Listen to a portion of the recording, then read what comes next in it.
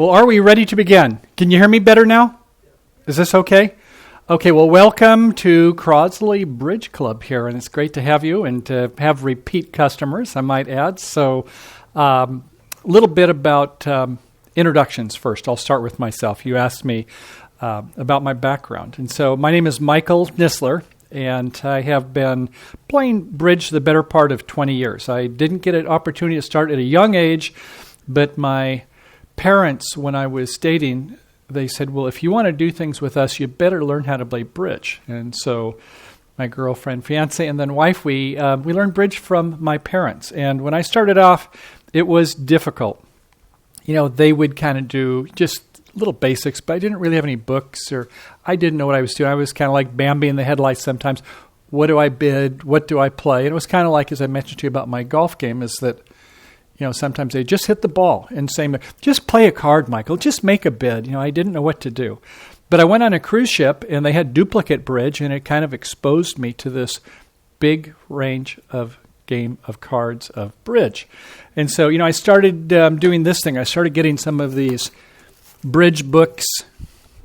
You know, before I know it, I was really bitten by the bug. And, you know, some of these people get many thousands of books when they really get into it. I have, I think, about 300 books and a whole bunch of magazines. And finally I said, you know, I think I've got enough. I sort of was thinking that maybe I could take them and, you know, I could rub them off on me like this, and it would, but it doesn't work that well that way. So the first week we're doing the intro, and then we're going to get into the no Trump bidding. Now, you all could be tonight watching the debates, and some of the people are saying, no Trump. But that's a different type of Trump, isn't it? But we'll start off with the no Trump contracts, and then we'll get into the suit contracts. First, the major suits, the hearts and the spades. That's where we have a 5-card to open. We'll talk about that. And then after that, we'll take a look at hands where we don't have a 5-card major. Now, back in the early days of bridge, they said, well, you only need a 4-card major to open. This was the Gorin style of bridge and some of his predecessors. But in about the 1950s, it got to be more modern. And they say if you open a heart or a spade, that would be you'd have 5 or more. We'll talk about that. So anyway, the week after that will be in the minors. And then we'll start putting it all together with a little bit about the bidding and the scoring and some of the inferences and a lot of play tips. Okay, so we're going to start off by a famous hand. I think I have a board at your table. In duplicate, we don't just take the cards and just shuffle them up, but we have them go from table to table so that they can be replayed. You don't intermix your cards in duplicate style of bridge. I'll explain about that. But this was, yes, go ahead. You have a question. What is duplicate bridge? I don't even know that. Okay, duplicate bridge. My mother, when I was starting out, she says, oh, Michael, those people at duplicate, you know, watch out for them. They're really good. They're really serious. They don't talk. You know, they don't talk. And it's true. So a little bit about the background of bridge. So it all started off in the 1500s with whisk, which was actually, maybe it was the 1600s. The 1500s, they had a game called Rough or Trump. I think they probably played it in the bars, and some of the better Englishmen, they said, well, we can do better than that. We're kind of proper, and we have etiquette, and we are not kind of boisterous. So that's what that word means, whisk. So it was like a variation of the game of Rough or Trump, and it had a little different rules. Then it went from whist to bridge whisk to then auction bridge, then to contract bridge, or what my parents would call rubber bridge. And then they said, well, let's have this duplicate form. So the duplicate form, the scoring is a little bit different. And you don't just randomly shuffle your cards. You play with multiple tables in a room like this. And what happens is when you get through playing the cards, the identical 13 cards for you and the other 3 opponents will be played. So it's not whether you get a big score or a little score. It's you get more than everybody else in the room with those identical cards. So they used to put them in a wooden container. That's where they call it a board.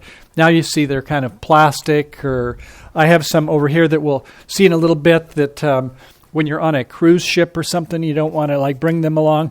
These little wallets, they're little portable carriers that are lightweight. But it's basically the notion where you segregate the cards so the identical hands will be played at other tables. And the scoring then isn't how many points you make, but whether you made more points than your opponents at the other tables in your same seat.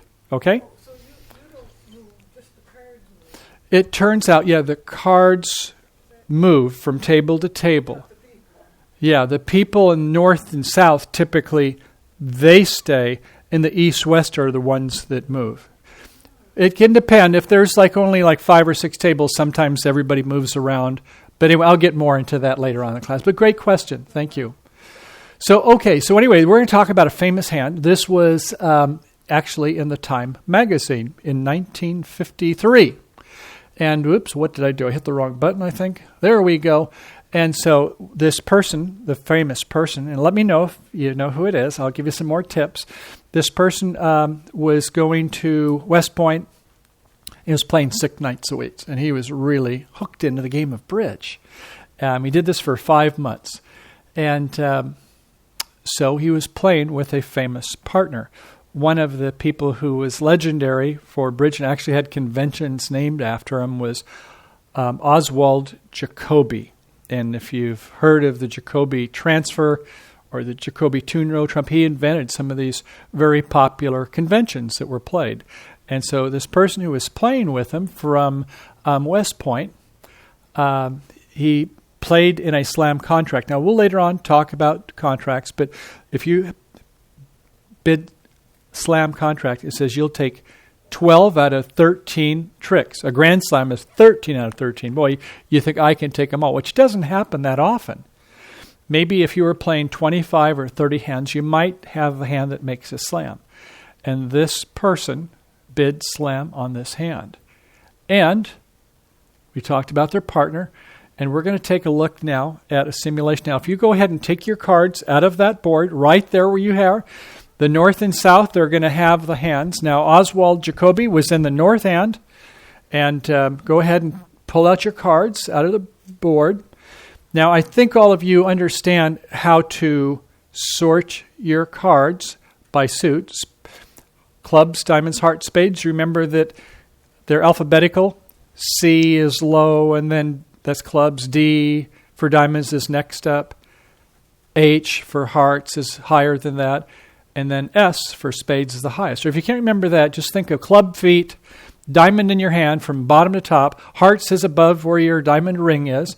And then your spade if you're holding like a big shovel in your hand or the shape of your head. Okay, the club is the lowest ranking suit. The club feet. And then your diamond on your finger is going to be the next ranking suit. And then the heart is higher than that. And then if you got a spade in your hand, that's up by your head. So anyway, that's the 4 different suits. Okay, so have you got your cards sorted by suit? Oftentimes you put them high to low. And I recommend that you don't do like when you're playing the hand, is you don't do like what my beloved wife would do. She would have the cards like this, and when she would be playing, she'd run out of a suit. Then you have 2 blacks next to each other, and she would like move them around like that. Oh, Margot, you can't do that. Oh, what? I said, everybody knows you're out of the suit now. And so she would go then like this. When she'd run out of suit, she'd put the cards beneath the table. And I said, I laughed. She said, what? I said, I know why you got your hand. She said, stop looking at me. So that's the joy of playing with your spouse. Any rate, okay, so you've got them sorted from high to low probably. And one of the things I like to tell students, you may know this already, but it's good to know, is most of us are right-handed. We hold the cards in our left hand like this. And if we hold them kind of at an angle, then our right-hand opponent, remember your partner is across from you and your opponent's to the side. You don't want your right-hand opponent to see all your nice cards, right? So you just kind of keep your cards closer to you. And I see all 4 of you have your cards behind the table. Congratulations. If you have them in front of the table, it's easier for somebody to see your cards. And then, if I drop it and it doesn't hit the table, it's okay. But if it drops it and it goes on the table, well, that will result in a penalty. Then the opponents will call director, and then I get called over, and I've got to see what we do to... Oh, we got one more there? Thank you. What we do to make restitution for dropping a card. And so try to do just like you are. Keep your cards beneath the table and try not to have your opponents to see them. Or as my mother would say, one peek is worth two finesses. And we'll talk about finesses later. Okay, so we're going to go ahead and actually bring up the hand on the screen here now. And here it is. So the hands are organized by north, east, south, and west. This is a graphical representation. And Peter, does that look like your hand up on the north side up there? The spade suit, do you have king and two small? No? No, I thought I was down here. Let me take a look at your hand. Hopefully I gave you the right cards, but... It doesn't. I only have 12 cards, too. Oh, did somebody missort them? You have 13. It looks like that might be your hand, yes. It looks like you have the north hand. Somebody probably put one in the wrong spot then. Okay. Your hand, it shouldn't matter that much, hopefully.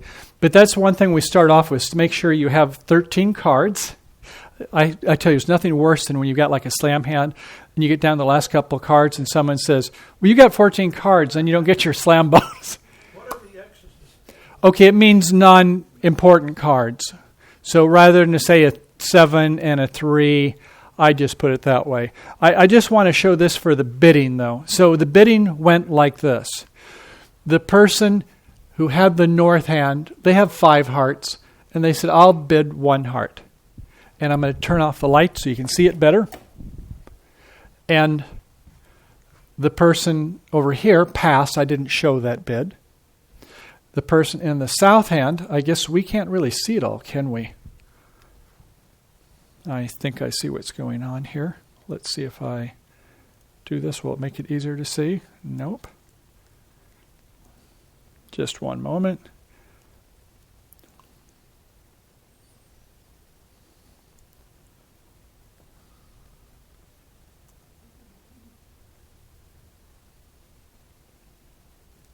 There we can see a little bit more of it. It's a little bit tight here on the screen. Apologize for that. But anyway, the person in the south, they have a really nice hand. Now we talk about the ace being the highest ranking in a suit, and then the king and the queen. So when you have a lot of aces and kings, that's very good. And this person has very nice values. They even have ace and the queen in the club suit too. So at any rate, the bidding by south, the famous person, bid 1 spade. Oswald Jacoby, back in the north hand, pass over here by west. Remember, the bidding goes around rotationally clockwise. Back up to north, they said, well, I'll bid 2 spades. I think it might be a little bit easier to see on this other screen here. Can you see it better that way? Yeah. I think so. So they went 2 spades over here, and South says, well, that's all I had to hear, is that we've got a partnership fit. You like spades, and I've got killer spades here. Ace, queen, jack, 10, and 2 others, 6. And if your partner supports you, they must have 3 or 4 maybe.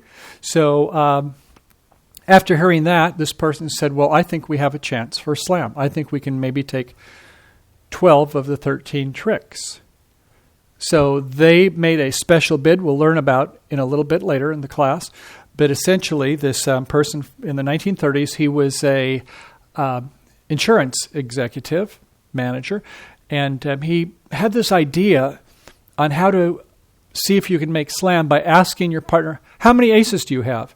Once again, my parents would play with their buddy, Johnny Reyes, his name was. And so the way you find out, you ask by bidding 4 no trump. And if we look back at the auction, that was exactly what the person with the south hand. Now, it's not to say I want to play no trump. In this conventional treatment, it says, how many aces do you have? Well, Johnny Reyes, when he wanted to do, his partner said 4 no trump, he would say 2 aces.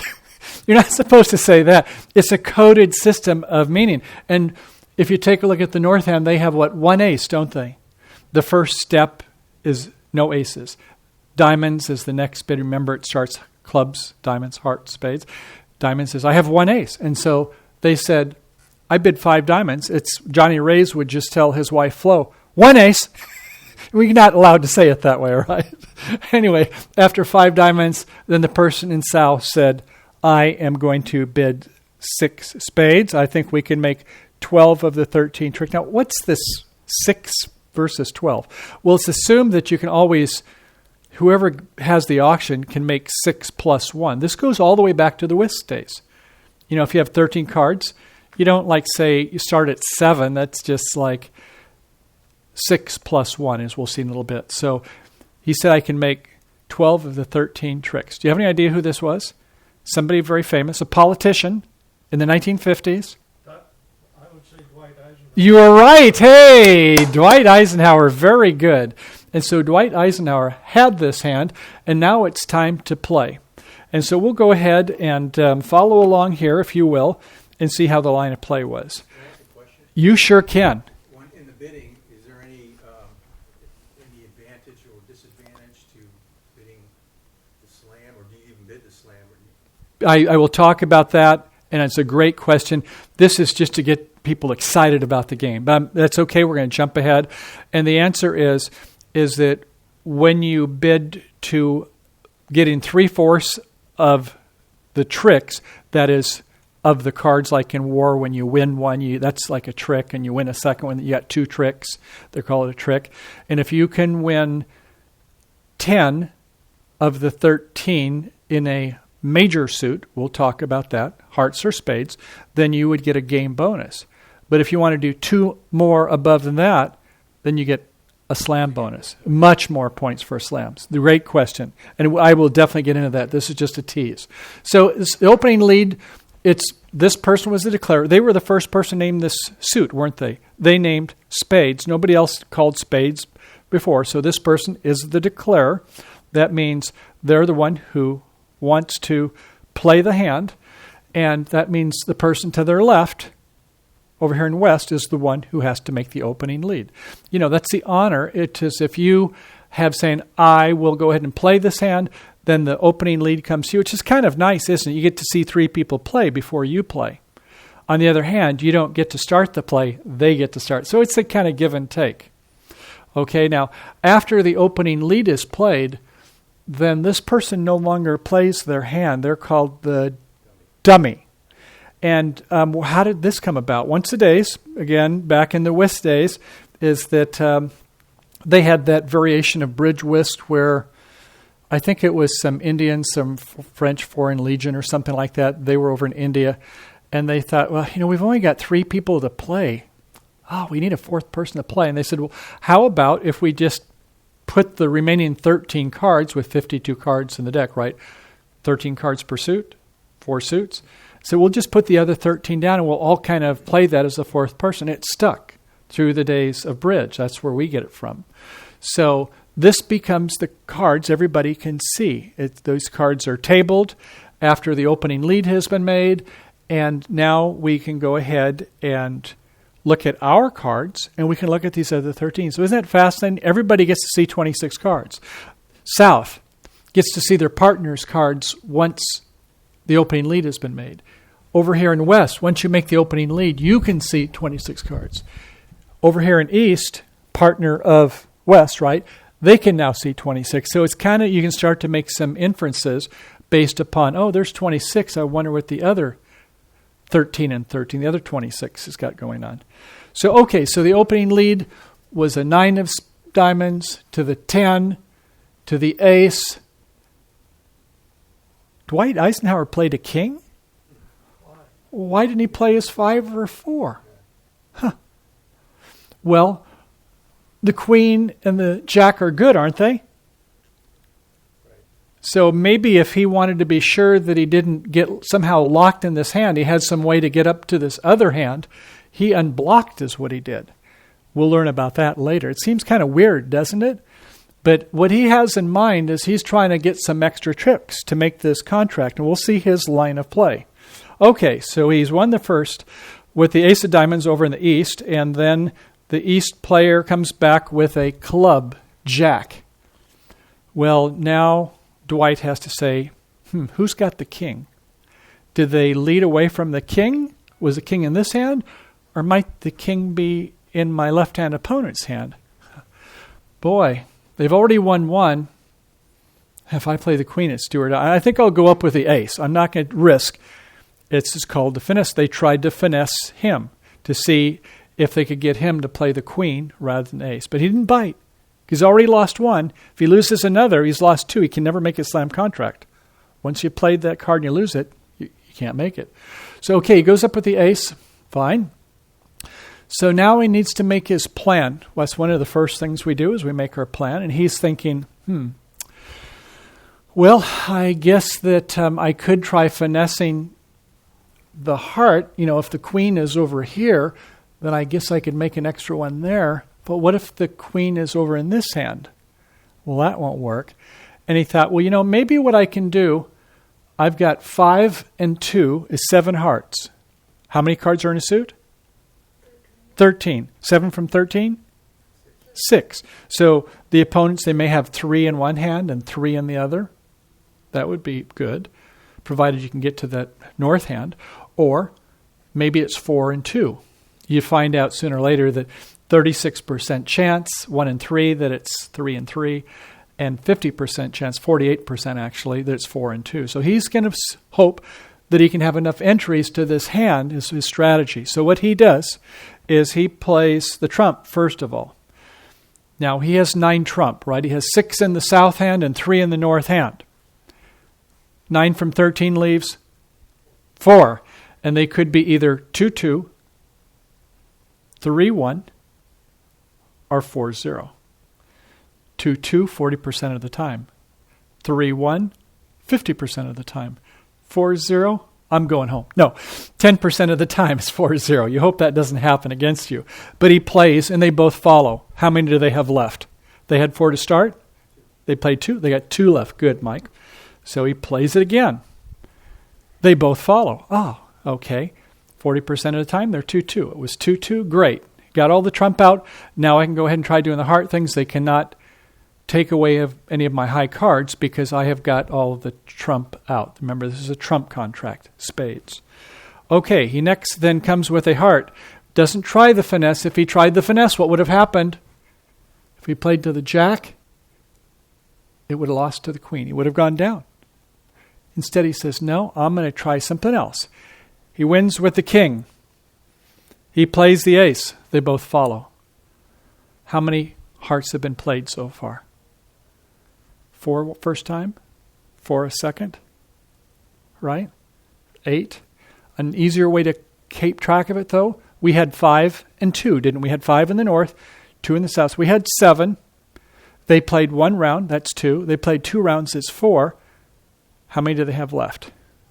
2 left, right? They had 6. Do they fall? Do they each play on the 3rd round? No. This person did not. So this person had 4. So it was a 5, 4, 2, 2. After a while, this stuff is so easy. Right now, you won't remember it probably, but you see how a bridge player thinks? They say, okay, this person's got 1 more heart. So how about if I play, oops, I went a little bit too fast. Let me go back 1. I had a double click there. Okay, and we get to the heart, to the ace, to the king. We play the 3rd round and we rough it. We cannot follow suit. We can now play a slough of another card, but we can also trump it. We can't lose any more tricks, so we are now playing one of our spades. Spades is trump. It beats aces if you have no more in that suit. Of course, you must follow suit. Okay. Next, he plays the diamond. Remember he played the king? It seemed weird on the ace before. But now we can easily get a diamond up to the jack because that was the hand he wanted to have entries to. He plays the jack, and what do you think? He's going to play another heart. He plays another heart, and you can see that he's now got the queen of diamonds. He can now, on that last heart, because there's no more, right? This person had 4, 5, 4, 2, 2. He can now finally pitch club over here in the south hand. You see how he was able to get an extra trick by eventually promoting this heart suit? Does that make sense? Just a little bit? Okay. And then he has the spade and another spade, so he makes 13 or 12 tricks. So I know that this is probably over our heads. But the idea is just to appreciate that in Time magazine, Dwight D. Eisenhower and Oswald Jacoby, this was the first time in a national magazine that bridge was. It was on this hand. It was a very nice play. I think when we start off, it's like, man, I don't even understand what's going on there. But there's 3 ways we can get extra tricks we'll talk about. One is by promotion, one by roughing, and one by finessing. And he could have tried 2 finesses, but both finesses would have failed. You see that the king is behind the ace-queen. If he tried the finesse, he would have gone down. If he would have tried the heart finesse, if the queen of hearts would have been over here, he could have played to the jack, and he could have pinned the queen. Once again, it turned out the queen was on the wrong side. So finesses wouldn't have worked. Sometimes bridge teachers say it's the play of last resort. If we can do something better, like promote a suit, which they had plenty of entries, right? Then you could go ahead and just eventually get to where you can start sloughing your losers on the winners in the other hand. Yes? What is roughing? Roughing is another word for trumping, and that's to say, okay. If I didn't explain it, here's your $1. Good. No? Well, okay. How about if not taking some, would you like a snack? Then I've got some different snacks here. I have chocolates. Roughing is another word for trumping. It says, when I no longer can follow to the suit. You can't put a trump on it when you have a card in the suit that was led. So in this case, when a heart was played and you run out of hearts, now you can't play to the heart suit anymore. So you say, well, what will I play? Well, you could pitch a loser, if you thought this would be a loser, but you would lose a trick. So instead he played a trump. He roughed it. Some people even say, I'm tapping it, I'm going to hit it. But bridge players, we try to be a little bit more couth than that. But some people you hear say, hit it, partner, to the dummy, meaning like put a trump on it. So what it is basically, if you don't have any trump, if you don't have like a heart in spades or trump, you play a spade and take it. Yeah, if spades or trump, you can beat, let's say that I have a bunch of clubs, ace, king, queen, jack, 10, and some more. And I play my ace of clubs and you play a 8 of clubs. You have one. I play the king of clubs and you don't have any more clubs. And let's say that hearts are trump.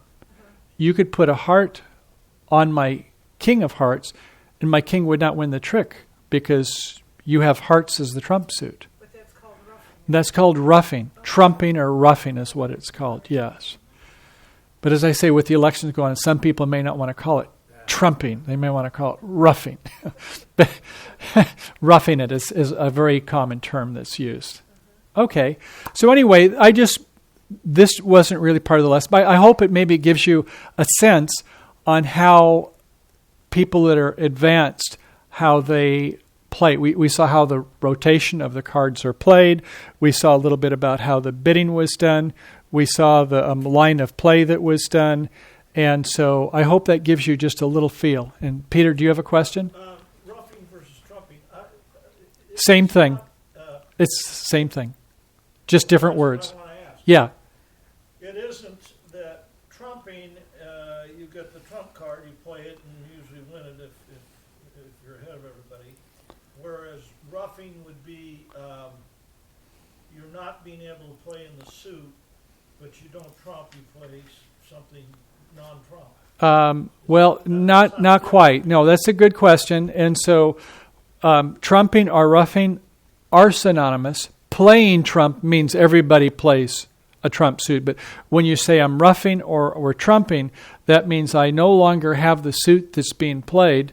And it's not always the declarer. The person has a lot. Maybe the opponents do that. You know, maybe I have the ace-king and my partner's got a singleton. They play a singleton, means one in the held in the suit. Let's say they have a club, a singleton, only one club, and they play it to my ace.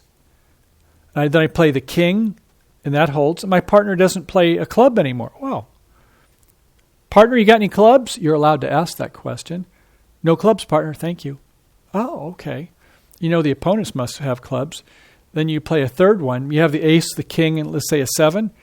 And you play the third one as a 7, and they both put clubs on it, but your partner has no clubs. They rough it. They trump it.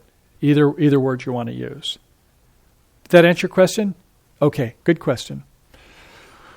All right. Are you allowed to talk to your partner, are you? Just that one thing. There's very few things that you can say, yes.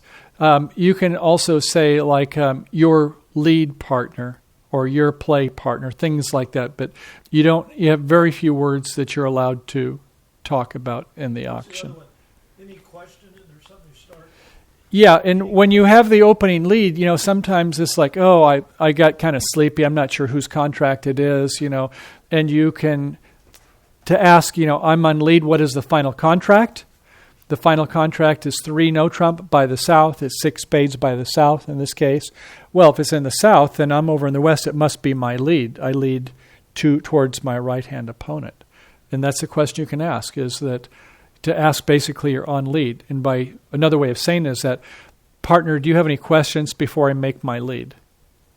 It's better, though, to make sure, even though your partner may agree with you, they may be sleepy too, ask the opponents. Otherwise, it may be an infraction of bridge.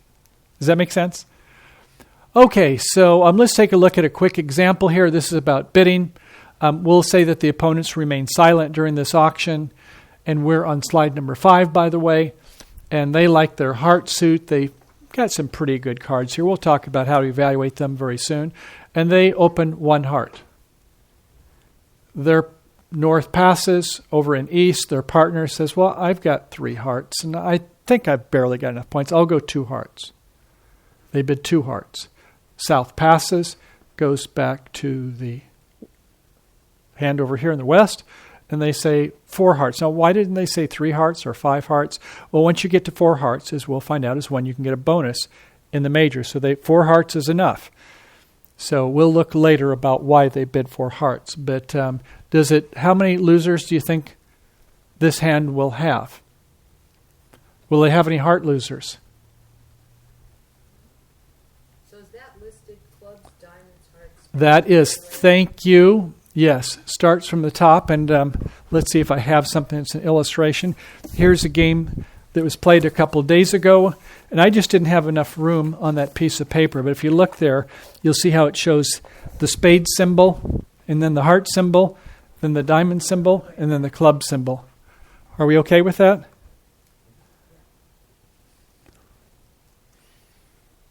Okay. Okay, so there we go. So there's the symbols. SHDC. Spades, hearts, diamonds, clubs. There's 13 per suit. The highest is what? Ace. Good, yeah. Some hands, games, the ace is low, but ace is high in this. And the cheapest is the 2. There's 4 players, north, east, south, west. Partners sit opposite each other, north and south, east and west. Sometimes we talk about the person to your left as your left-hand opponent. The person to the right is your RHO, the right-hand opponent. The person that sits across from you, if they're a good partner, they're called a partner. If they're not, you call them a center-hand opponent. No, they're your partner. They're never an opponent. But remember that this is a partnership game, so don't be a mastermind. Don't think, I don't care what my partner has, I'm just spitting. If you do, you should probably be playing tennis or golf, right? You shouldn't be playing a partnership game. So you want to listen as we'll talk about how to bid with you. So it starts off, cut for deal, shuffle, do the deal, bid, play. Everything goes clockwise and through the bidding phase as well as the play. And we end up with a final contract. 4 hearts we saw on the other one. 6 spades on the first one. Maybe everybody passes out. Nobody wants to make a bid. That's possible. So after we do have a legitimate contract, maybe it's as low as 1 club or 1 diamond, everybody else passes. Then we go to the play phase, and we try to make our contract, just like when you go to an auction. You make bids 4, I bid 6, 7. And I don't know, what happened today? You're being into accounting? What did the Fed do? Or is it today or tomorrow? Is this when they come out with Yeltsin? Must be tomorrow then. Okay, thank you. Yeah, I guess it is Thursday. That's right. So, and similarly, that will affect the stock market tomorrow, depending on how the Fed does, whether they raise the interest rates or not. And after the play, we see if you made your contract. If you did, it might be a part score. We didn't talk about what a part score means yet, but something less than bidding game or slam. So those are the phases, and we'll get into that more. But remember, it's a cooperative. We must communicate with our partner. We do it through the bidding, and we have to decide what the master suit is, and that is called the trump suit. And we might be where it's in a no-trump contract. Maybe we don't always play. We have a balanced hand. We don't have a long suit. Remember that first hand, there was 6 spades in one, and there was 3 in another. 9 out of 13. It's a pretty good suit. Okay, now when we get to the level, we always have to take away 6 from our bid, or add 6 to another way to say it. So if I say I open 1 diamond, that says I think, partner, you and I can take 7 between us. We don't start off and say 7. They say starting off at 1 means 6 plus 1.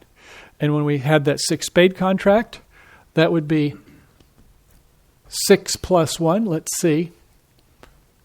If it's 6 plus 7, that would say, if we went to 7 spade, that would say you'd take all 13. But 6 plus 6 would be 12 of the 13. So as my father would say, that's a book. 6 is a book. Okay. Once again, these are West terms. We kept it in bridge. And then we have the rank of the suit. Remember, clubs, diamonds, hearts, and spades. So if Peter opened 1 spade, Shelley, you would not be able to say 1 heart, even though you had 5 hearts, because you have to go to something higher than the spade suit. And there's nothing higher than the spade suit except no trump. You could say 1 no trump if you thought that was a good bid.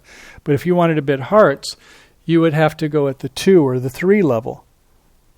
And we'll look more at that later. And then if the next person wanted to go diamonds, they couldn't go 2 diamonds because they have to bid something higher. They would have to go 3 diamonds, and so on, up to 7 no trump. Or it could be like this one, 6 spades doubled. It means Dwight Eisenhower, I don't think you'll make it. Now, if you happen to be one of his generals on staff, you may be reassigned, right? You may not like that if you say, I'm going to penalize you, Dwight. You bid too high. You know, remember when the partner said, I'm going to bid 5 diamonds because I have 1 ace? Let's say they goofed up and they weren't thinking right and they thought it meant 0 aces. And then somebody else has got 2 aces. They might say, I think you'll not make your contract, but I want to penalize you extra. In the 1930s, Harold Vanderbilt was on a cruise ship, and he came up with the notion of saying, I think that rather than just having the contract have some people bid wildly against us, we ought to put some teeth in it. We ought to have the notion of having a vulnerability. It's worth more, or you lose more if you're vulnerable than non-vulnerable. And if you double, you're going to pay extra for that. So that was where it made the game more competitive for the risk-reward relationship. And that's when they went from auction bridge to contract bridge. Okay, anyway, enough of that. Good history. So we bid clockwise from the dealer. Dealer starts, and the person who first names a suit or no trump, no matter how high you go, the person who first names that suit, they're the ones that is declared. So if it goes 1 heart, 1 spade, 2 diamonds, 3 diamonds, 5 diamonds, whoever named the diamond suit first would be the declarer. So it didn't matter we said a heart and a spade. It's when I said 2 diamonds, and then we ended up playing in a diamond contract, then I would be the declarer, because I was the first one that named the suit that we ultimately played in. Okay, we'll see these. But the dealer starts the bidding? The dealer starts, isn't that weird? You would think that it would be, yeah, it is, but you would think it would be the person to the left of the dealer, which it seems like that's more proper, but I don't know. That's just... The person to the left plays first. Yeah, they play first when somebody's the declarer. Yeah. They have to play first, but the person who actually is the declarer, yeah, that's the way that works. The dealer bids first. The dealer bids first. The person to the left plays first. Beautifully said. Yes, got it. Okay, and it could be that if the auction is passed out. Now, the auction, if all 4 people pass, everybody should have a chance to bid, right? If all 4 people pass, it's all done with. But once the auction has started and we're bidding, then it only requires 3 passes because everybody would have had a chance. So 4 passes, you're playing social bridge, they ask, shuffle them up again. If it's duplicate bridge, no. Because one table, you might say, I don't think my hand's that great. The next table will say, good enough for me, I'll play it. And if they get, let's say, 50 or 60 points and you get 0 points because nobody bid, well, in this table over here, they did much better than you. So wait a minute. So if everybody passes, That's 0 points. Nobody gets any points. then they play, and how do you play? So we all pass out, then it's not played. There's no trump. No, nothing. They're just returned. Yes. There are some top pros. They'll be playing in a tournament, a very high-level tournament, maybe international tournament, and they surprisingly have 2 passes in a row. Everybody has about the same points. Nobody has really a good hand. They pass twice. Very rare.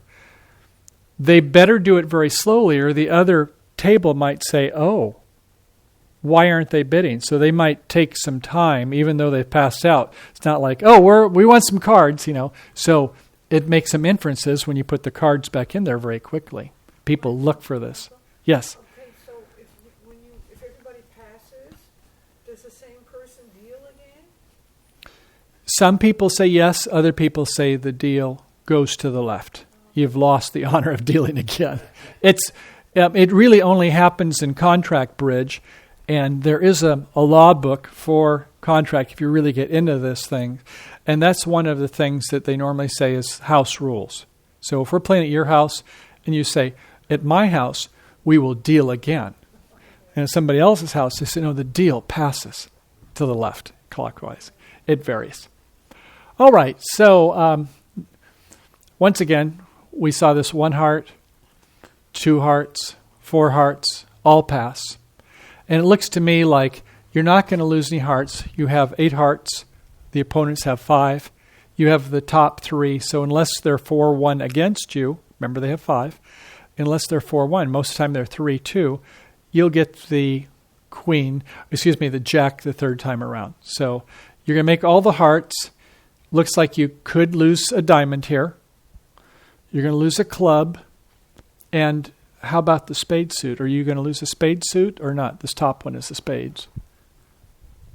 Depends where the king is, doesn't it? If the king is down here, you can finesse it. If you play a low to the jack, right? You may not lose it.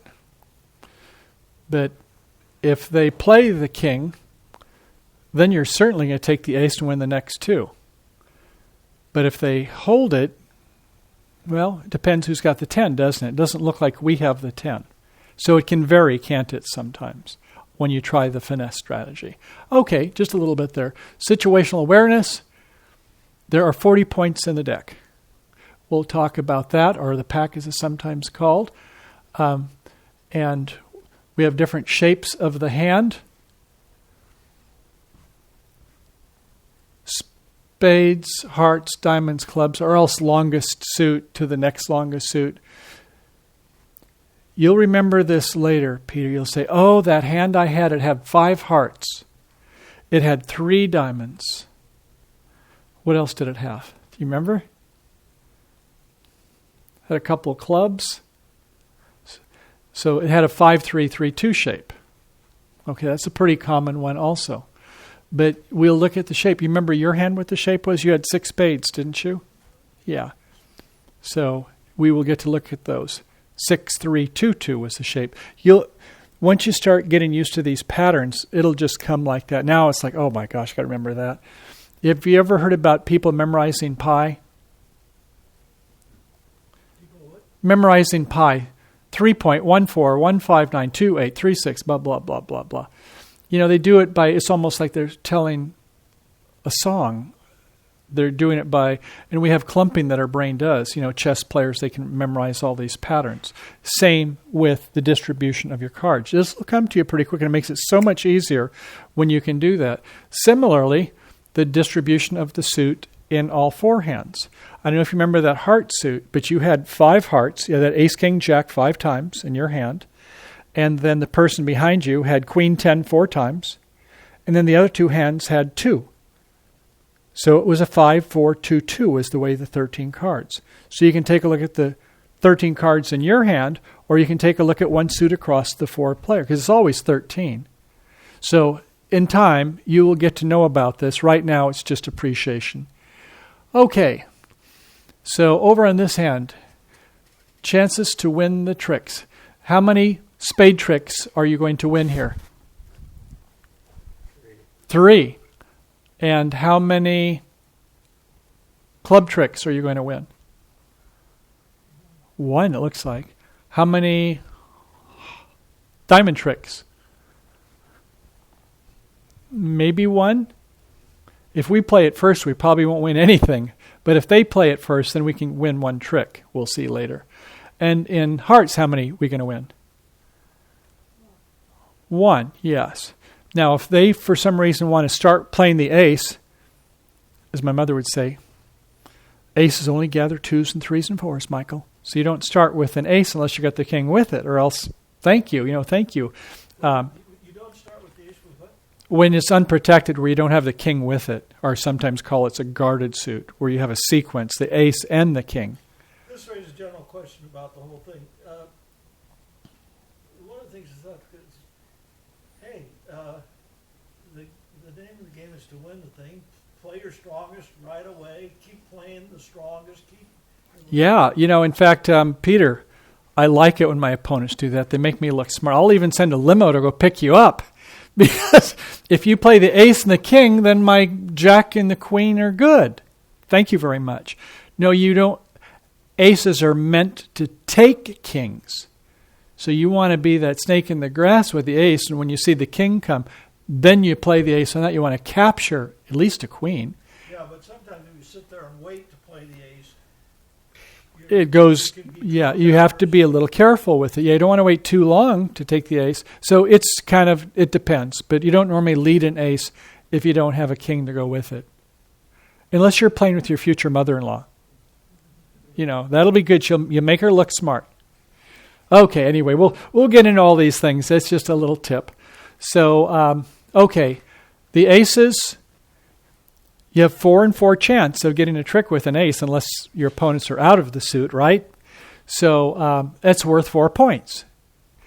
A king, you have 3 and 4 chances, approximately, maybe more, but it's worth 3 points. The queen is worth 2 points, and the jack, I don't know if it's worth a point or not. If I partner bid the suit, I count it for a full point. But if I have jack and 2 others, it's not likely I'm going to take a trick with that. You're saying this is how you evaluate in the bidding? Precisely. Okay. This is so. What happened was that in 1915, which makes it about 100 years ago, a gentleman by the name of McCormick, he came up with this 4-3-2-1.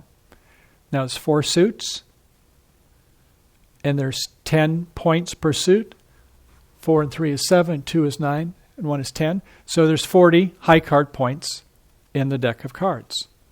And this is something very important in our hand evaluation. So if you've got 10 of the 40, that's nothing to write home about. Everybody, on average, will have 10. You don't want to start the bidding if you've just got 10. Normally, we want about 12 or 13. And so if you've got 20 points, wow, I've got half the points in the deck. And we'll take a look a little bit about how that equates to game. But Milton Work was the one who eventually, he didn't like that idea at first to count points that way. And then after 15 years, he came along. And he had this guy, Charles Gorin, that worked for him. You ever heard of that name? Gorin Bridge in the 1950s. He was like the leading player in bridge. Written a lot of, his bridge books have sold over 13 million.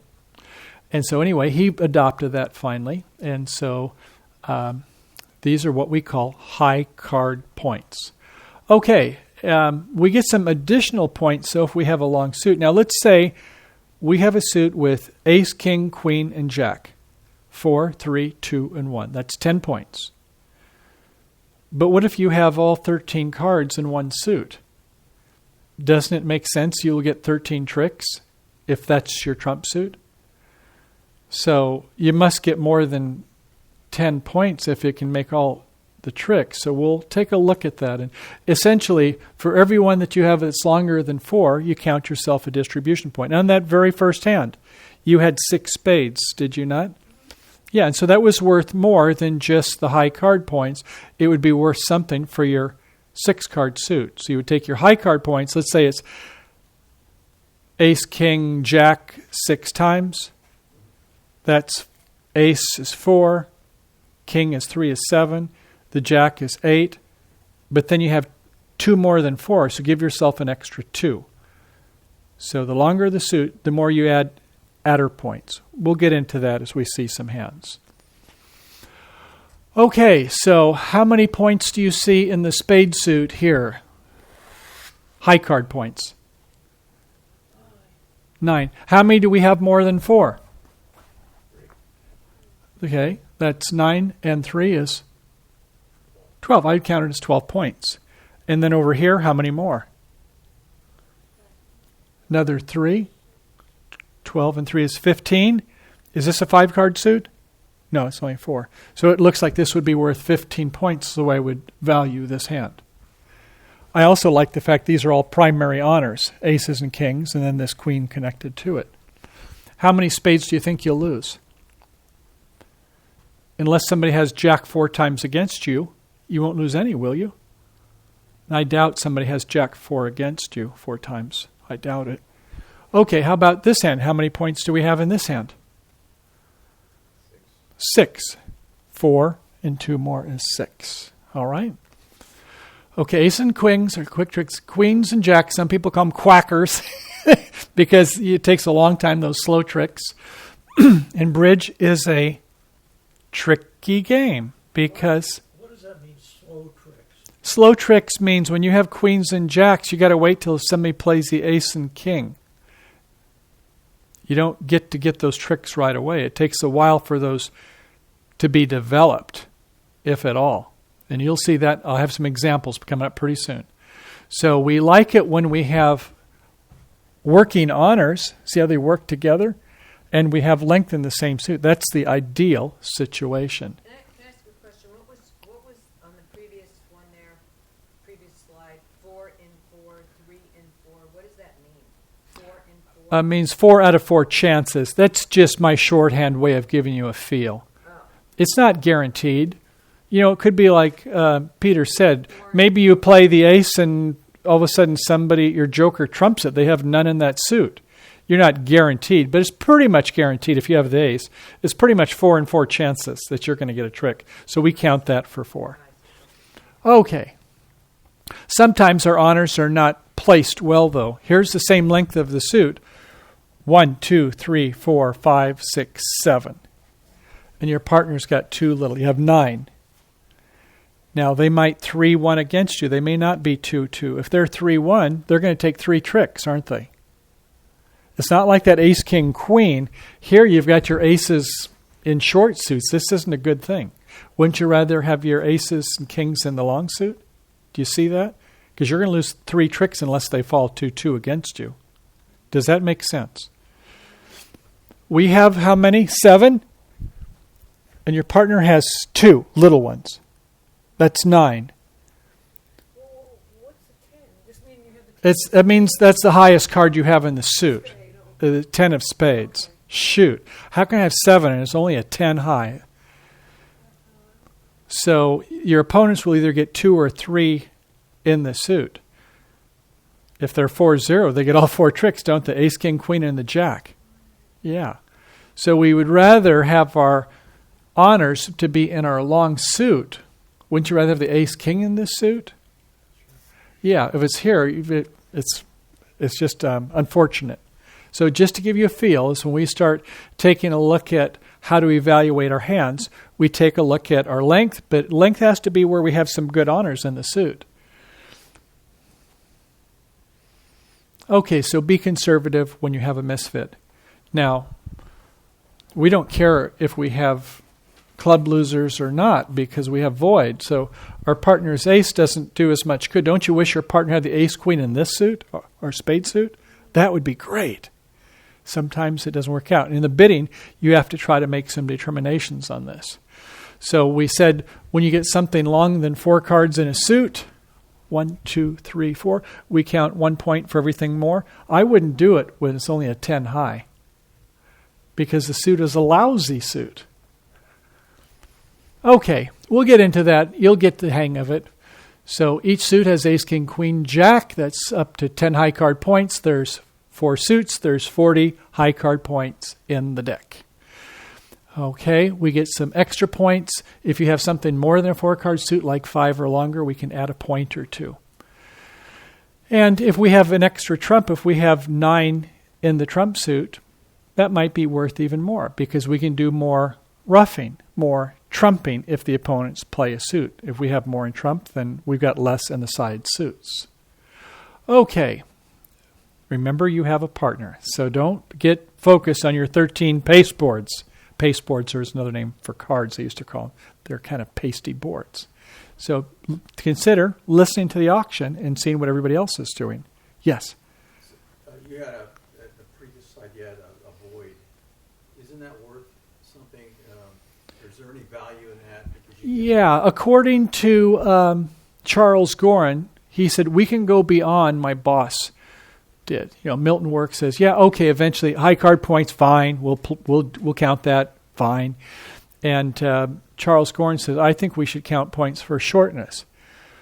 Well, it turns out it's really more beneficial for the person who is in the dummy to have a shortness. We'll get into that later, but you just have to take my word for it. That we normally, as the declarer, we want long suits like that ace, king, queen. Let's go back to that. Rather than count shortness here, we normally count length for the declarer. And if your partner happened to have, say, no hearts, then in a lot of trump, we would not have any heart losers. So as the partner, the responder, then you like when you have shortness and your partner can rough some of your, let's say they had no diamonds. That would be cool. So that's to answer your question. So some people say I'd rather count short points, but most people, when they get into it, they understand why long points are better. Okay. So we normally have about 12 or 13 points to open. Remember the high card points? About 12 or 13. If you had 4 kings, would you open?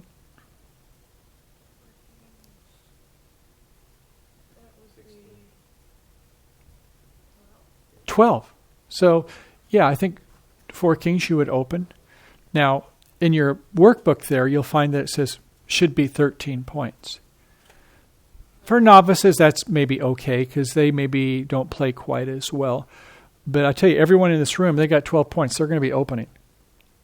So most people these days, they open with 12. Some 12-point hands are not as good as others. Remember I mentioned about the slow tricks, the queens and the jack? If you've got a queen and a jack in every suit, that's 3 times 4 is 12.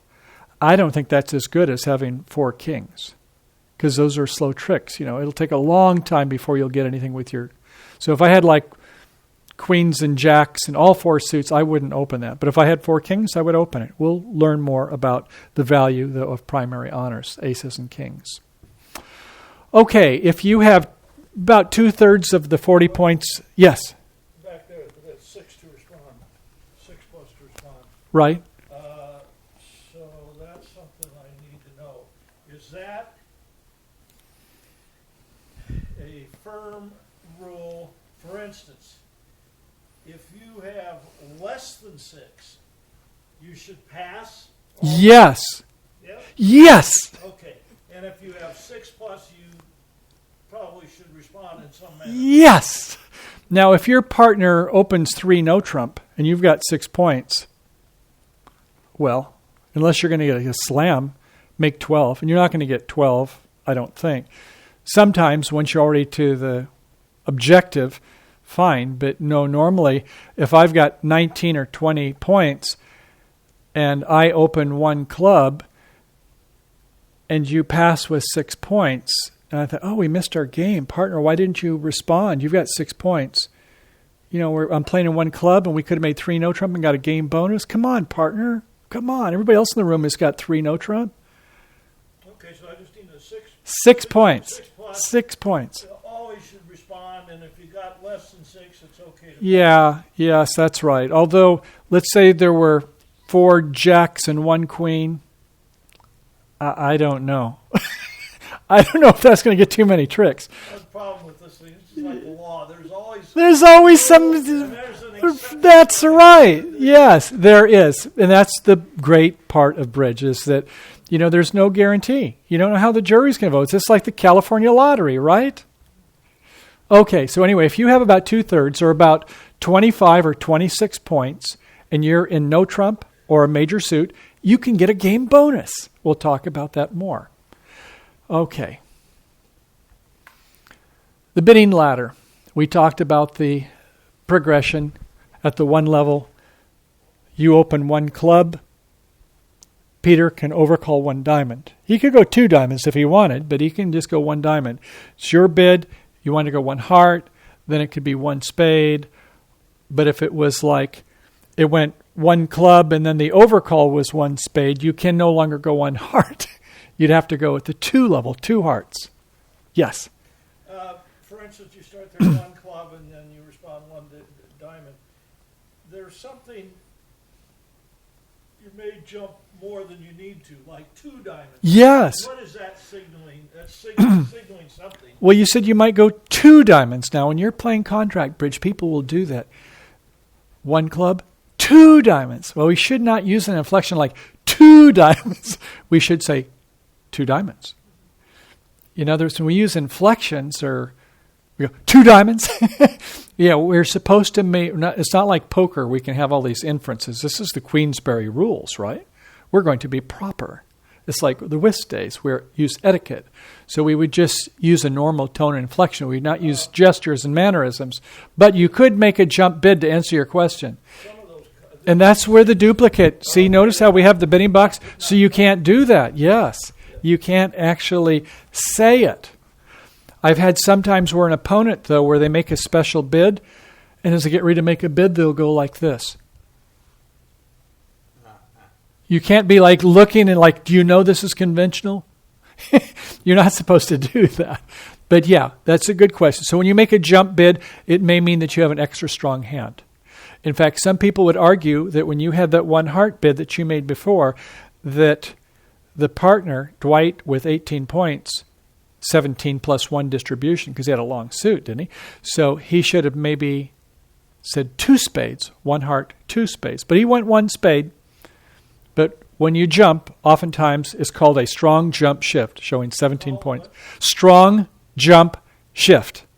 Okay? But if you did go jump to 2 or whatever, that would signal to your partner that you had a really good hand? Really good suit and a really strong hand that you're interested in slam.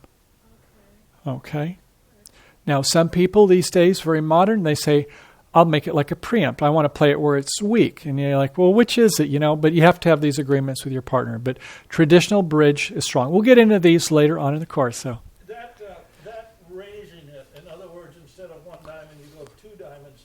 Okay, I understand that. You're indicating you've got a strong hand there. It's also, doesn't it put pressure on the opponents because they've got to bid next?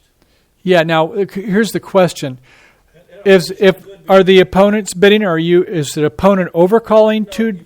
Your partner goes 2. Okay, that's to signify a strong deal. But does it also put pressure on the? Yes. Whenever you make a jump bid, it takes away the oxygen out of the room.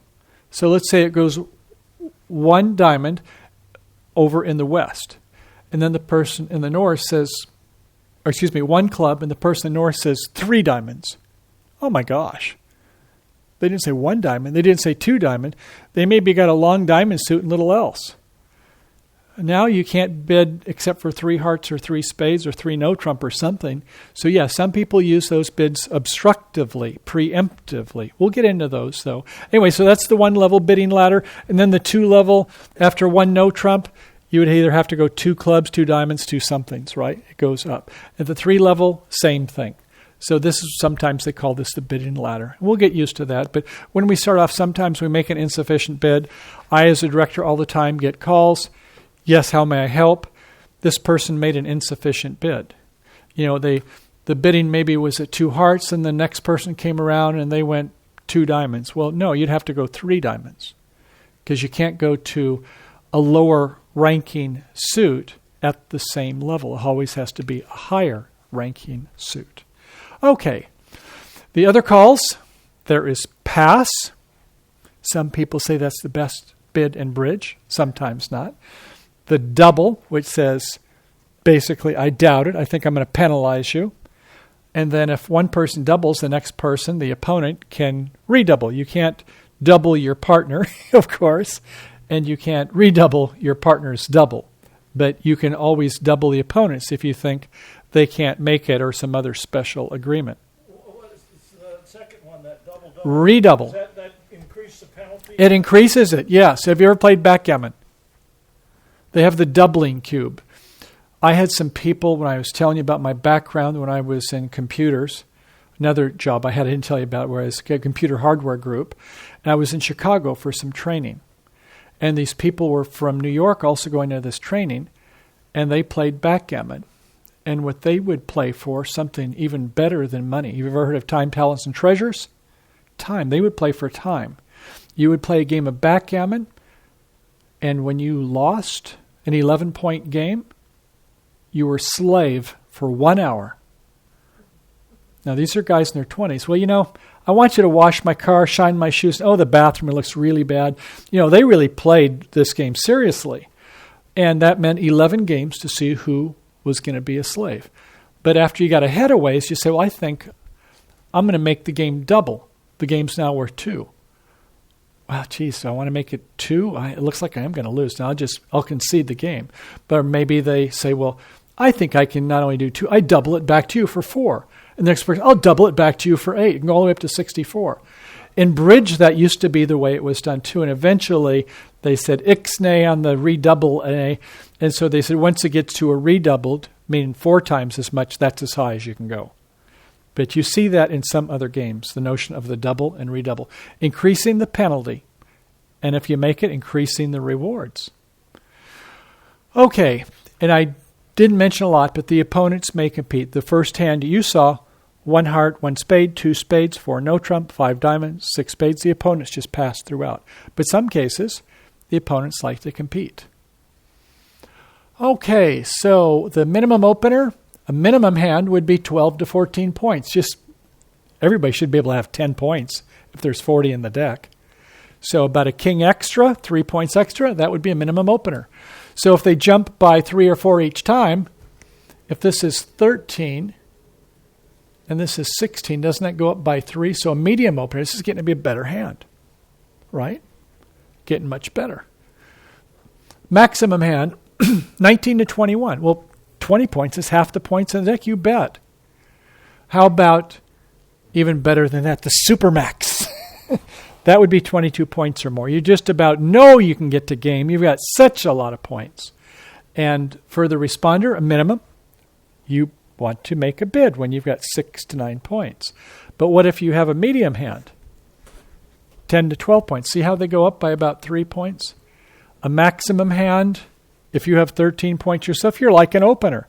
If your partner opened and you have an opener hand, you've got a lot of points between you. Okay, let's take a look at that. If one player has a maximum and the other player has a minimum, that's enough for a game. If 2 people have a medium hand, 10 to 12, and 15 to 17, that's that 25-26 range. That's enough for a game. Okay, we're going to learn later, and this is just take a good breath.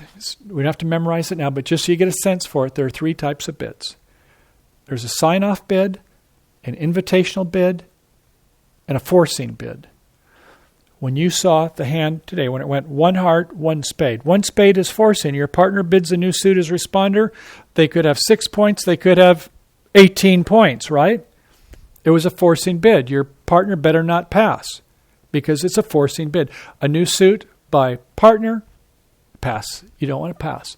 But when it goes 1 club, 2 clubs, same denomination at the lowest level, that says I'm only got 6 to 9. I don't have 10 to 12. If I got 10 to 12, I'll jump to 3 clubs, as we'll see. So when you bid your suit, Or you bid no trump, 1 club, 1 no trump, 6 to 9 points. If it had 10 to 12, you could go 2 no trump. 1 club, 1 spade, 1 no trump. I still got a minimum hand. Whenever you bid or rebid no trump at the cheapest level, it's minimum. Now, they started off with 12 points all the way up to about 21. 1 spade, we don't know how much that's worth, but when they rebid 1 no trump, they've got 12 to 14 points. They've got a minimum. They're saying, I want to pass. It's a sign-off bid. If you want to go to 3 no trump, well, you do it on your own. I've told you what I have. 1 club, 1 spade, 2 spades. Aha! That's kind of like that 1 heart, 1 spade, 2 spades. You remember you had ace, king, jack 5 times and, queen, jack 10 of diamonds. You had just a minimum hand. So that's what Oswald Jacoby wanted to do, was sign off. But you with 18 points, you said, I've got other ideas, right? I want to be in slam. 1 club, 3 club. Well, if 1 club, 2 clubs is sign off, then 1 club, 3 clubs is invitational to game. 1 club, 1 spade, 3 clubs. Oh, you've jumped on your own suit, so you must have some extras. Didn't bid 2 clubs, that would have been a sign-off. Where somebody jumps, that shows extras. And by the way, when you rebid your suit, if you're playing with me, I hope you got a 6-card suit. I don't want you rebidding 5-card suits. Please, please. 6-card suits when you rebid your suit. If you only have a 5-card suit, just rebid 1 no trump. Something like that. Here, like this one. Only rebid your suit when you've got 6. Now, if you've got a good 5, ace, king, queen, jack, and the 5th one, I might let you slide. But you want to rebid 6-card suits, okay? 1 club, 1 spade, 3 spades. Oh, there's a jump in the responder suit. Open, response, opener, rebids. That's invitational. 4 spades is a game. 1 club, 1 spade, 4 spades. Oh, well, this opener must have had like this 19 to 21 points. They must have had a maximum because all they had to do was wait for Peter to say, I've got 6 points. 6 points in my 19 makes 25. 25, it's game time. The one who knows, goes. I want us to get our game bonus. If you know, you go. Okay. Now, how many tricks does it make to get a game? In no trump, you need your book of 6 plus 3 more. You need 9 tricks to make your game bonus. If it happens to be in a major suit, spades or hearts, it requires the 4 level, 4 hearts or 4 spades. So that would be 6 plus 4 more. So when somebody bids 4 hearts or 4 spades, says, I'm cruising to get a game bonus. How about the minor suits? Takes 5. Wow. That's 11 of the 13 tricks, isn't it? Wow, wouldn't you rather be in 3 no trump? It only takes 9 tricks? Yeah, so most duplicate players, for sure, they don't go 4 diamonds or get the 5 for bonus. Or as my mother would say, well, Michael, if you're going to bid 5, you might as well go to 6 and you'll get a slam bonus. Well, I don't even know if I can make 5. If you're going to bid 5, you might as well get 6. That's the way a lot of contract players think about it. Okay, and 6 level in any denomination, suit that is, and that's called a small slam, and you get not only the game bonus, you get a slam bonus, double bonus. That makes the book of 6 plus another 6, 12 of the 13 tricks.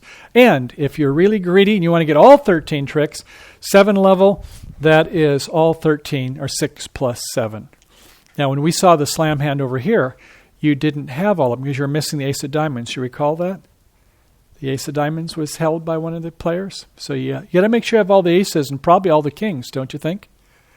Okay. So 3 no trump, that's what it is. 4 spades, 25, 26. 5 diamonds, you should have about 29 points. You see the progression? To go beyond a game, to get to the 5 level, you need another 4 points. Or if you want to get to the 6 level, you need another 4 points. So each time you want another trick, you better have another ace. And how much is an ace? How many high card points? 4. Hey, that makes sense, doesn't it? So once you know that the game is about 25, to make something at the 4 level, except no trump, which is harder to make, but in a suit, 25, 29, 33. Okay? About 1 extra ace every level you go up. Makes a lot of sense. 7 level, you better have 37 points. Go up another 4. And you better have probably, like I say, all the aces and kings, or a really long suit. Okay, objective, obviously to take all the tricks you can. Over tricks is good in this game. Make your contract. If you get over tricks, fine. Opponents, your primary objective is to minimize the tricks they get and even to defeat them or to set the contract, as it's called. And remember, we have left-hand opponent, right-hand opponent, and your partner and you. So the top side, as we saw before, that bids in a suit contract, they win the contract, and the partner who first bids that suit, they are what we call the declarer. And the person to the left of the declarer, they make that opening lead, don't they? Okay, the partner is the dummy. Remember we talked about over in India where they only had 3 people to play in the whisk, and it came over to our game. So once the opening lead has been played, then your partner puts the cards down as the dummy, and you look at your partner and you say, "Thank you, partner." And you look at the dummy sometimes, you thought, what were they bidding on? That isn't what it looks like, but you try to be polite. This is a game of etiquette. We're not supposed to make untoward comments to our partner. Now, Very sarcastically stated. yes, thank you, partner. Or it might be as, partner, when we're riding home, we're going to have a long conversation. That's if we're riding together, partner. No, we don't do that. But sometimes we have to say, well, isn't that interesting, dummy? Thank you, partner. Okay. What else? Okay, left-hand hole leads. Okay, we follow the suit. Highest card wins. If no cards in the suit, in the lead suit, you can play something else. So if you're out of the cards in the suit, we can take this notion of you just slough, just pitch another card if you have no trump. Even if you don't want to play trump, you don't have to. It's not like pinochle. You can play trump if you want to when another suit's played. But if they're trying to promote a long suit, you have none in that suit, then you can go ahead and trump it or rough it. Yes. Now, we saw where for some reason Dwight D. Eisenhower, when the ace of diamonds was played, he played his king rather than one of his little ones, but he wanted to be sure, since the queen and the jack were in the other hand, that he could make sure he had transportation. But normally we play low. You're correct. I'd say 95 out of 100 times we win as low as possible. But sometimes when you're playing in a no-trump contract, you got to get to that other hand. Remember that where you had those hearts, ace, king, jack, 5 times in your hand. So sometimes we do have to play a higher card so that we can get to the next hand. Okay. The person who won the trick, of course, they are the ones who gets to lead for the second and the third and the fourth. Whoever wins each time of the suit that was led, or if you're roughing, whoever's the highest that roughed it, they're the ones who get to lead. It proceeds, you get all 13, and then we do the score. Did you make your part score something less than a game? A game, remember, 3 no trump, 4 spades or 4 hearts, 5 diamonds or 5 clubs, or some kind of a slam.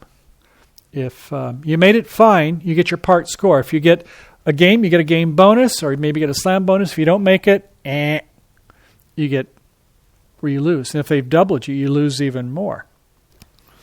Okay, so just kind of quickly, what I'm going to do is, just so we can play some hands, is to say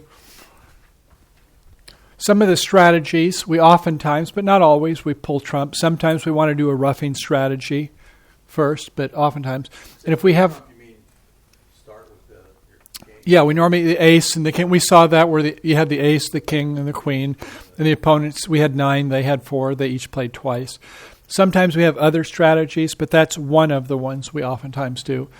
If we have a sequence of cards, the king, the queen, the jack, and the 10 in a suit, we normally play the top of a sequence. We play the king. We get the ace out of the way. Now we can start getting some tricks. Also, when we play the king, our partner knows you must have some others in that. You wouldn't play king and a doubleton, 2, because, it just loses to the ace. What was that all about? So a sequence lead is very descriptive. It helps to promote your suit as well as to tell your partner. And this should say play second hand low. Shouldn't say high. Normally when we're in the second seat, we play low. Sometimes we will want to win the trick, but normally in the third seat is where we play the highest. Our partner has led the suit. They led the 2. If we have the ace, they want you to take it. Maybe they've got the king. So normally in the third seat, we play high. We'll see that. If an opponent leads an honor, we normally cover it with our honor.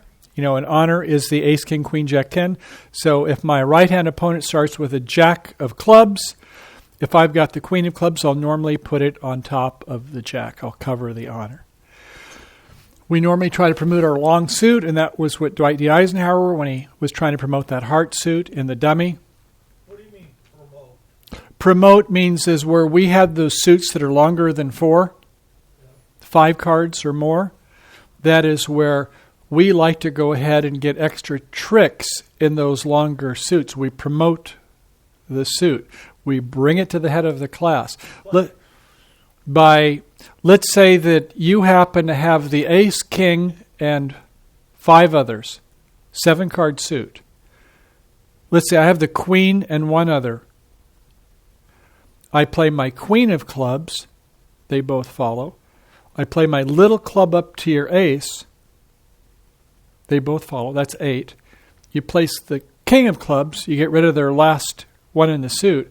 And now your other clubs are all just winners. You promoted that club suit. Okay? And we, of course, want entries. I wouldn't want to play the ace from your hand and then come back to a queen from mine. Now I only had 2. I can't get back to your clubs. I should have played my queen first. So we have to think about transportation or entries to the hand. And then we talked about sometimes we want to take a finesse, and sometimes we want to take a repeated finesse. Repeated finesse is, let's say it was ace, queen, 10. Well, if the king or the jack is over here, I can get 2 chances to finesse when the king is on side or the jack is on side. Okay. Anyway, enough of that. And roughing, we talked about. Sometimes we go roughing back and forth. We cross rough in one hand, rough in the other. That's nice when you've got a long suit. Okay. We normally, once we're the declare, we want to assess the facts and the inferences. How many winners, how many losers do we have? What is our contract? We want to consider the various lines of play. Do we want to do finesses? Do we want to do promotions? Do we want to do roughing? How can we take extra tricks? And we want to be contrarians. We want to evaluate what the opponents are doing. We almost always do the opposite of what the opponents are doing. If they're trying to promote a suit and no trump contract, we want to promote a suit before they promote a suit because they're trying to get a lot of tricks. There's no trump now. If they get their long suit before we do, they win the race. If we can promote our suit before they do, we win the race. So we normally do the opposite of the opponents. So we say evaluate losers. What's an example of? Okay, let's say that I have jack and 2 others. I have 3-card suit. Jack is high. And my partner's got queen and 2 others. Looks to me like if I play the suit first, we're going to lose all 3 tricks. But if I have the situation where I told you before, where my partner's got ace, king 6 times, and I've got queen 2 times, I'm going to try to promote that club suit, and I'm going to be pitching this queen and jack and little real quickly. So I would try to have some kind of a strategy so that I don't lose those losers by making another strategy. Or maybe if I can, rather than have my partner have 3, maybe I can have my partner where I can get them down to 1 by doing some pitching on another suit. And then when I play my queen and 2 others, they've only got 1 left, then they can do some roughing. So there are various strategies we'll see. Good question. Okay, play exercise finally. Okay, we've got 8 hands, and we're going to do some drills.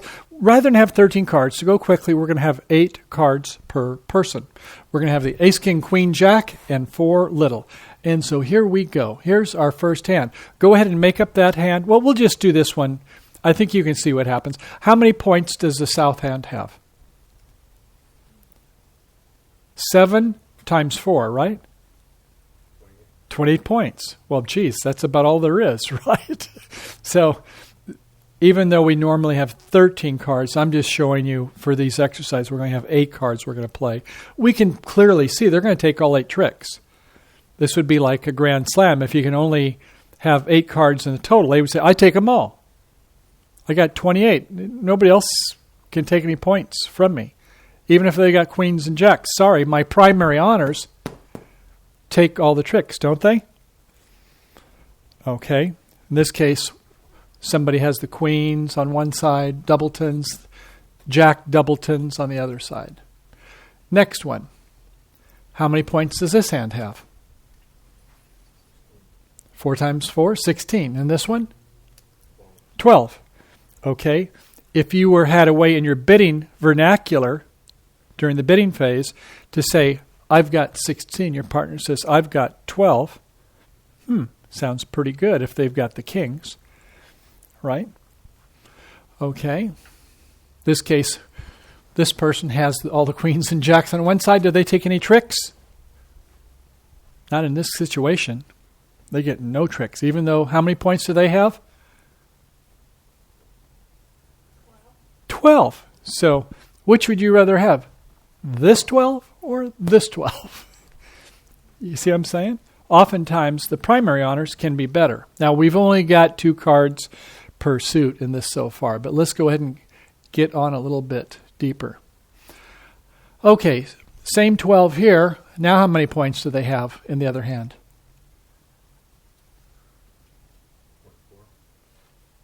How many in this hand here? 8, yes. Do you think it's this is worth 2 points? I don't know, a singleton. You know, it is worth 2 according to the high card points. But if any plays the ace or the king, it just smothers this card, doesn't it? So that may not be worth a full 2 points because it's a singleton, if you see what I mean.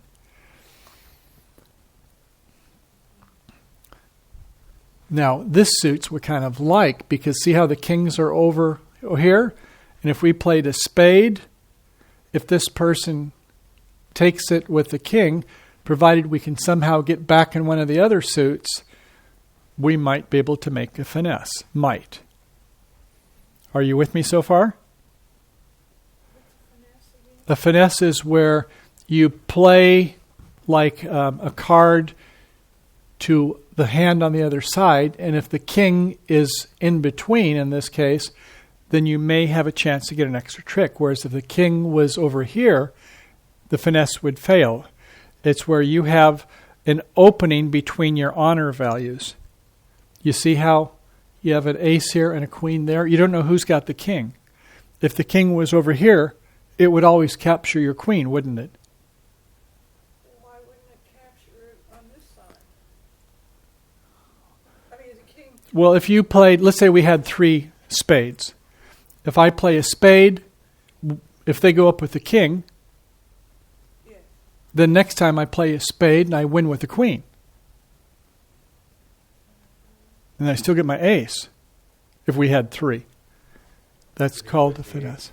We describe our hand and we listen to the bidding. In this case, you said maybe your partner can take 1. You know you can take 4. You took a couple more than that.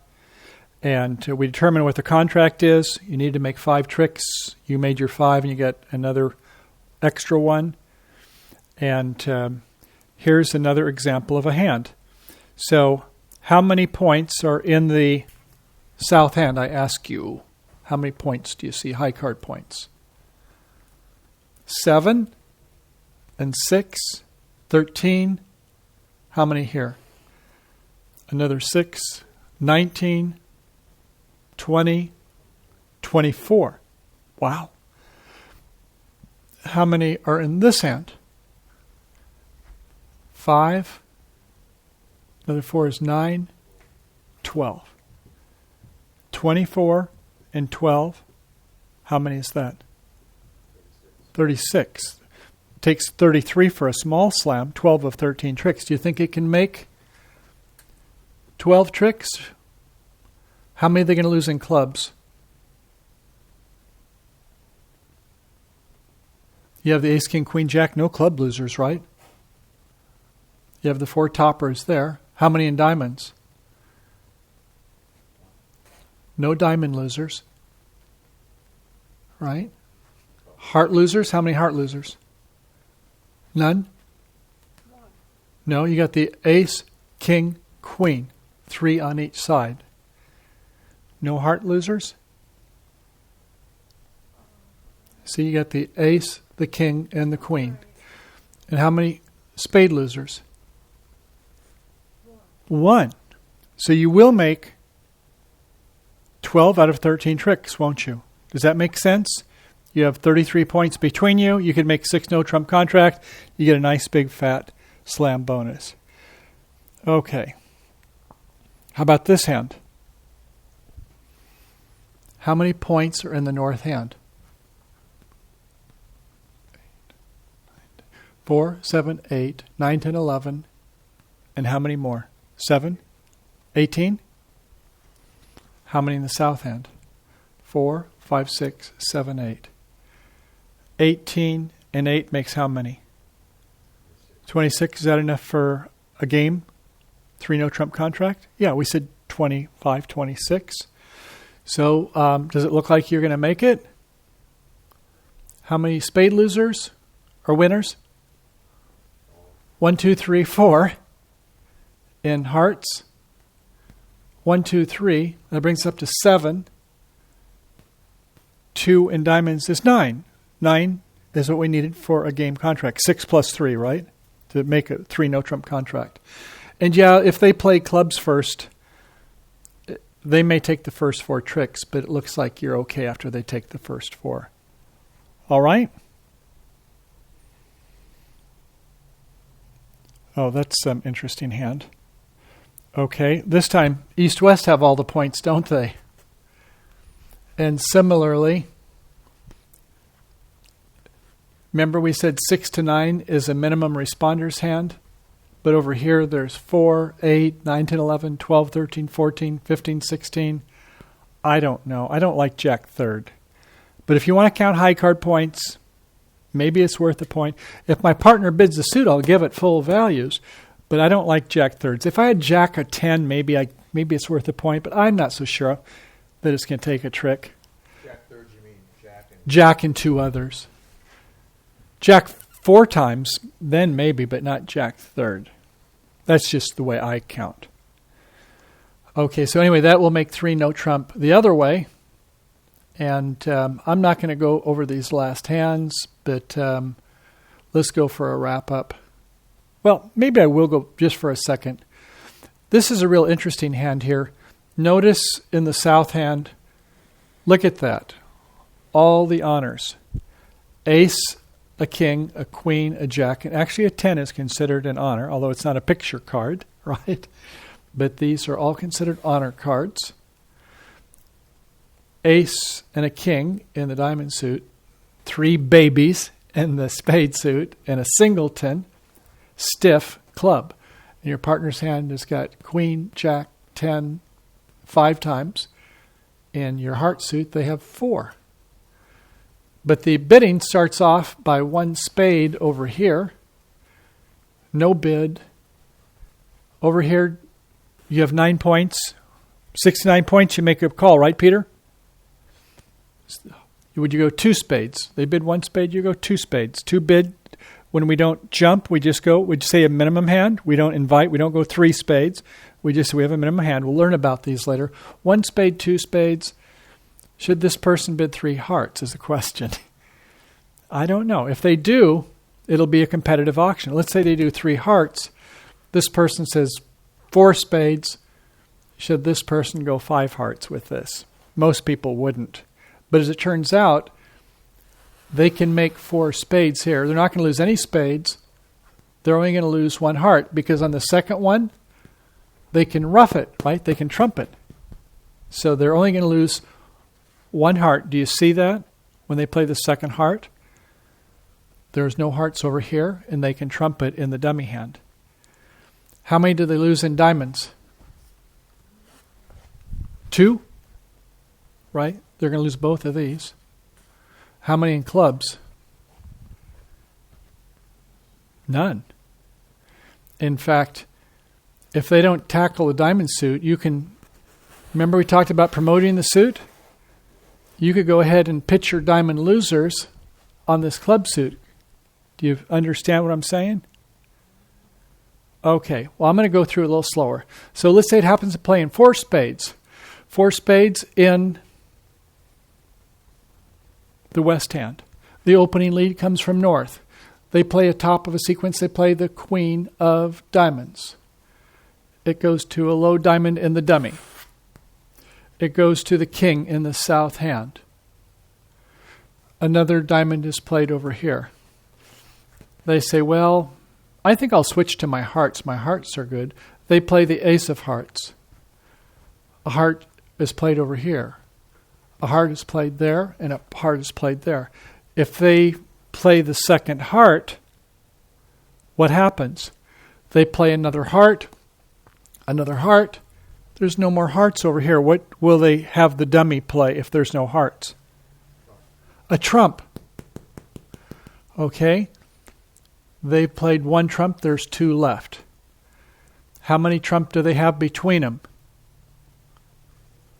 1, 2, 3, 4, 5, 6, 7, 8, 9.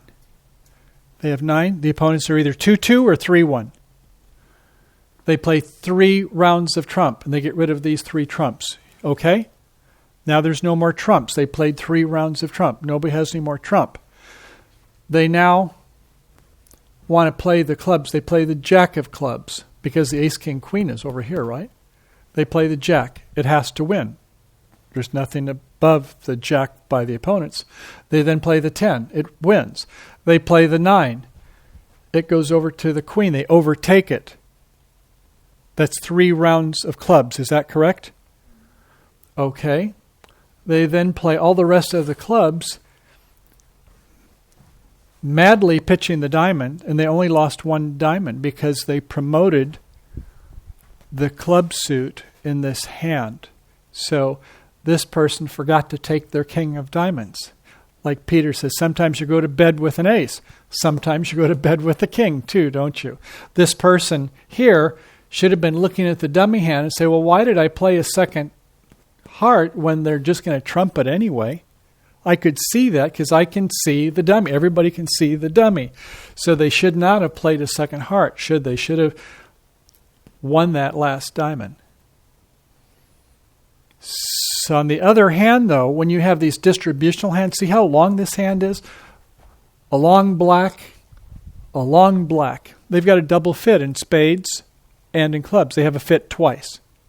And if you have a double fit, the opponents have a double fit. Do they have a fit in the hearts and in the diamonds? Absolutely. So if they play in hearts, they're not going to lose any heart tricks. They're not going to lose any diamond tricks. They're going to lose how many spade tricks? 1. You would lose 3, but because your partner has a singleton and you have a lot of trump, yeah, you can go ahead and just only have effectively 1 spade loser. And do you have any diamond losers? No. You have 1 club and 1 spade loser. Thank you for having all those extra trump and a singleton on a side suit. Remember, Peter, we talked about shortness? Shortness in the dummy is a good thing. Length in your hand, the declare hand, is a great thing. So even though they could make 4 spades, these people could make 5 hearts because they were such shapely hands. And in some of those pink sheets you see where the computer steal the hand, they deal them very randomly, you get these very shapely hands, which you can make extra tricks. Okay? So in wrapping it up, we want to evaluate the hand. We want to go through the bidding, the auction, and then plan or play. We talked about the strength, the high card points. We talked about the length, the long suits, like we saw in that last one, the suit quality. We like it when you have aces and kings in a suit. We're not as happy when it's just queens and jacks. We have different types of bidding that we're going to learn about later. Sign-off, invitational, and forcing bids. And we can play in a game and get a game bonus 3 no trump, 4 spades, 4 hearts. Or it could be 5 of a minor or a slam bonus. I know we're going fast, but just we'll learn them as we get through them in details. And the play, we have 3 strategies to get extra trick. We've seen it a couple of times remote. Remember over there when you had that, where you got that black suit where we were able to promote when you two were playing? You were able to win that 4 of spades because, they played spades once, and then you played spades a second time. 3 people played. That was 7 because it was only an 8-card suit. That little 4 won a trick. It got promoted. Similarly, you could do roughing. You saw some hands there before. You had 3 small, and your partner only had 1, so we did some roughing, some trumping strategy. And the third is the finesse. We saw an example of that. So sometimes we have to make inferences based upon the bidding and on the play. Okay, so you've got a notebook. In your notebook, I think I mentioned a little bit of it, but just to be clear, is that what you have in your notebook is a copy of all of these wonderful slides. The first 2 pages in the plastic sheet was the where we start learning about bidding later. And then back over here behind that tab number 1, you'll see is that where it's the Pat Harrington dialogue. All the things we spoke about and more are contained in there. And there's a copy of the hands back there. If you wanted to go ahead and try playing some of the hands, that's the hand record. And what else? On your last slide or next to last slide, you'll find something I think might be of use to you. And that is where to go next. So let's go right to the very end. I think it's slide number 36. 36. Are you on 36? Okay. Review the notebook. Great. ACBL, if you go to the ACBL website, American Contract Bridge League, they're the ones that regulate bridge. They have a download program for free, Learn to Play Bridge. If you want to download it, you get some experience actually watching the cards, animated cards around the table. Bridgebase.com, if you want a kibitz. Do you know what kibitz means? Observe. Good. You know where it comes from? I think in Germany they have a kibitzer bird. And the bird, it likes to watch other birds and other people, and that's where the term comes from. In the technical laws of bridge, we call it a spectator, but everybody calls them a kibitzer. Okay, you can always go watch people play online, or you can play for free online. If you want to, you can go in the ACBL tournaments, and for $1, for 12 hands, you can play for an hour. And I do quite a bit of practicing with people all over the world playing on the ACBL tournaments. You can go to my site, and I will, in this /bridgehands.com/ and you see the rest of it there, I will put some of this documentation on there if you would like to go ahead and have a review. You can go to YouTube. This person, Shaw Taylor, he's got a 2-hour tutorial on playing bridge also, if you want to go there and get some information. That's very good. Or you can play with your friends. That's the best way, probably, is just get some practice at the table. So do you have any questions for me? Sir? Is this notebook, are they supposed to have 2, 3, and 4, or are you going to give it to us later? Yeah, they'll come later. We said that round Now is 1. That's a great question. Round 2, no trump. Next week you'll have handouts. Bring your book. We'll fill it up with some no trump information. Then, 3rd week, major suit bids and games. 4 hearts, 4 spades.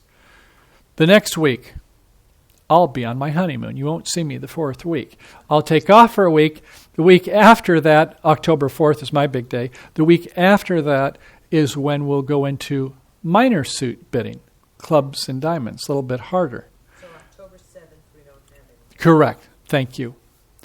And then, like I say, we have that. And then the one after that, we start kind of putting it all together for the last 2 weeks.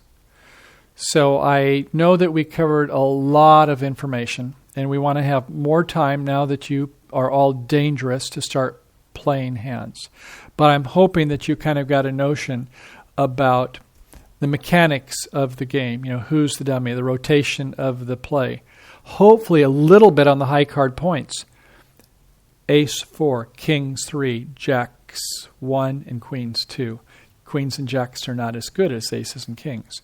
If you have a long suit, especially with some good honors, you'll get some extra tricks if you're trump. We'll talk about trumping, though, in week 3. Right now, we're going to start going to no trump, a little bit easier. You've got enough to kind of hit the ground running, so we're going to start playing some no trump contracts. And the play, we try to promote suit, we try to finesse, and if we're in a suit contract, we can try roughing. But no roughs next week. You can just, one thing to forget about. So, okay, was that enough for today? Did you get your money's worth? Okay, you're welcome. I know we covered a lot, but it's going to be the second or third time you go through this, you'll be like, hey, I can do that. Fast forward, man. Go faster, go faster.